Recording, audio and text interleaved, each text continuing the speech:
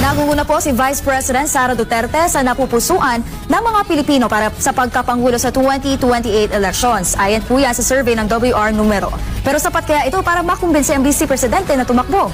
Alamin ang sagot ni Vice President Duterte sa report.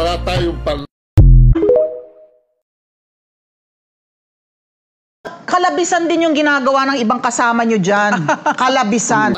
Ay yun ang nagiging advice sa kanila. So talagang abuse of legislative powers tong ginagawa nila. Challenge yung magyandan, huwag kang magtago dyan sa likod ng parliamentary privilege. Ulitin mo yung sinabi mo rito. Ulitin mo sa harapan ko. Tignan natin kung ano mangyayari.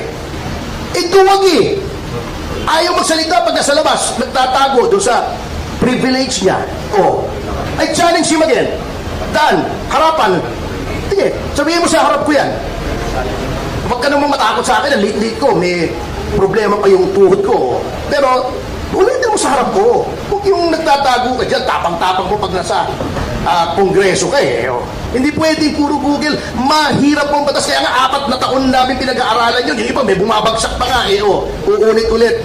After namin mag-aral ng 4 years ng bachelor's degree, mag-aaral na naman kami ng another 4 years ng batas. Magre-review pa kami ng 6 na buwan bago maging abogado. Kung sasabihin mo, makukuha sa Google yung sagot. Hindi po. That is prior restraint. That is censorship. That is an abomination in a democratic government. Censorship. Kaya nga wala na yung Board of Censors, di ba? That is prior restraint.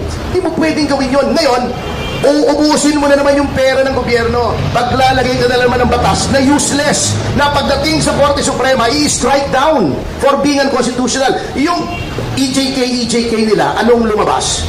Gumawa sila ng bill against EJK, hindi nila naintindihan. Lahat ng killing ay EJK, basta hindi in-order ng court. Dinefine mo yung EJK, nakakatawa ka.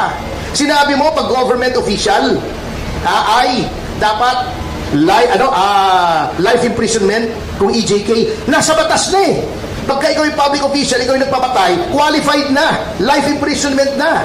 Sinasabi nila pag may reward system, life imprisonment, price, reward, or promise qualifies a killing to murder. Life imprisonment na yun even without that bill. See? Lawyer po entrusted also for the passion to file an ethics complaint against him for conduct unbecoming and violations of the rights of witnesses.